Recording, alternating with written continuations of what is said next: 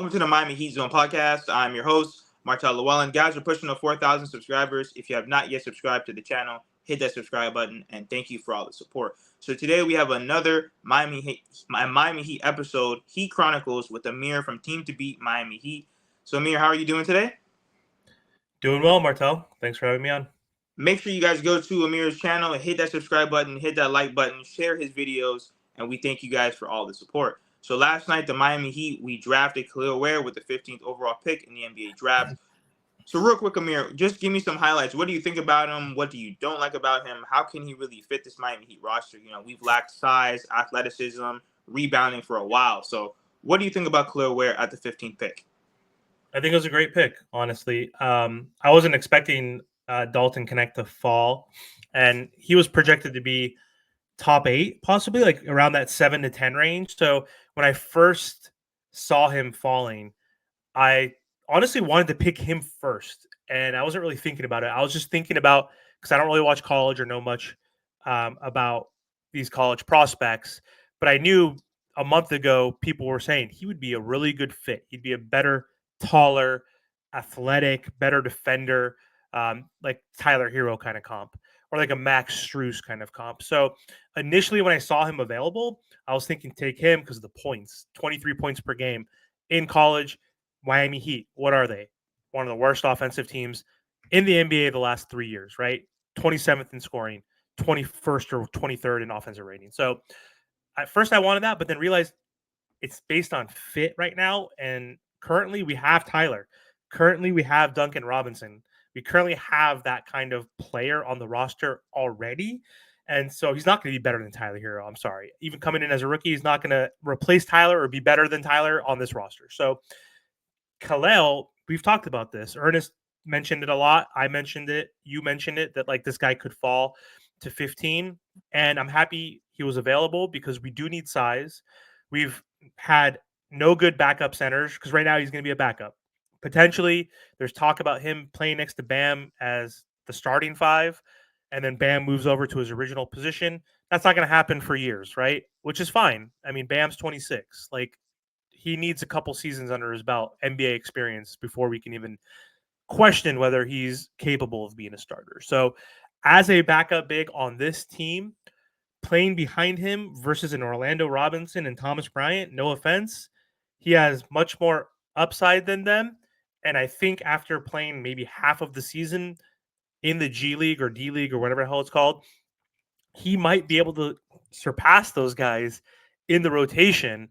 But knowing Spo, he's probably going to get like no time. He's going to play like 20 games, maybe 30 games, play 10 minutes per game if he's lucky. We'll see what happens. But his rebounding, superior, almost 10 rebounds per game in college. Scoring, it's going to be harder in the NBA, but 16 points per game. Shot blocking, that's the most important thing. 1.9 blocks per game. Miami Heat, one of the worst rim protection teams in the NBA. Bam is their only rim protector. When is Bam ever in the paint? He's never in the paint because he's obviously always on the perimeter, helping, rotating, covering for Tyler Herro and Duncan and Terry when they're like getting destroyed. So I think it's a good, solid prospect for this Miami Heat team because not only is he a good defender, but he has the capability of being a good offensive player, especially learning how to shoot. He has some good form, low volume, shot 2 or 3 shots, 3-point shots per game in college, 42%. Not too shabby. We'll see if that translates to the NBA. Quick note before I stop. KarlAnthony Towns in college shot 0.2 attempts, so basically 0 threes per game at like 20%. What is KarlAnthony Towns right now?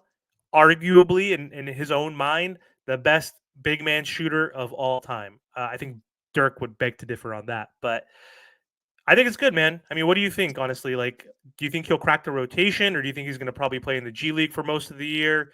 Like, when do you think he'll be ready to contribute? Yeah, so we're gonna also need a veteran big man.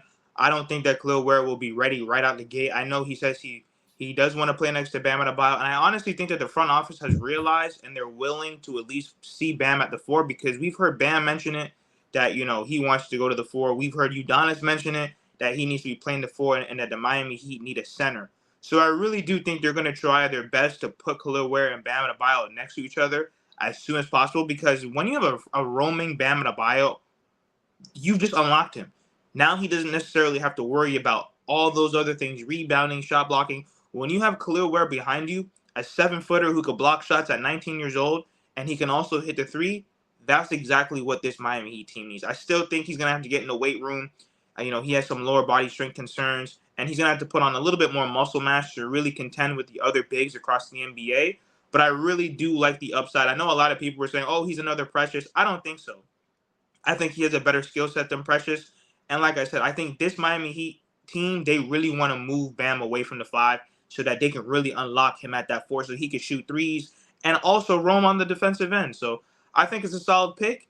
It's not going to be ready immediately. We're going to have to be patient. He's going to go to the G League. He's going to go to Sioux Falls and do all that, stuff. But as long as I see that this Miami Heat team is willing to get bigger, willing to have more versatile and switchable size, that's really all that matters to me. Yep. Makes Now, sense. when you look across the league, because now we have the second round actually at 4:00. Who are you really looking at? Because once again, I know a lot of people say that this draft is trash, but I really think that there's a lot of talent. There's no Hall of Fame talent, but I still think there's a lot of talent if you put the right players in the right system. So who are you looking at in this second round? Dude, I don't know anybody really in the second round, but there's one guy that was projected to be in possibly the 19 to 25 range, which he wasn't selected. So he is still considered one of the best players available for the second round. Tyler Kolek from Marquette. So bringing in a possible another Golden Eagle onto this Miami Heat roster could be beneficial. So we are lacking a backup point guard right now. We were talking about Patty Mills again. Are you freaking kidding me? We're talking about DeLon Wright, which is fine, but these are vet minimum guys. So if that's the route we're going, if he's available, why not get a rookie who is a 4-year college player? He played all 4 years with the Eagles.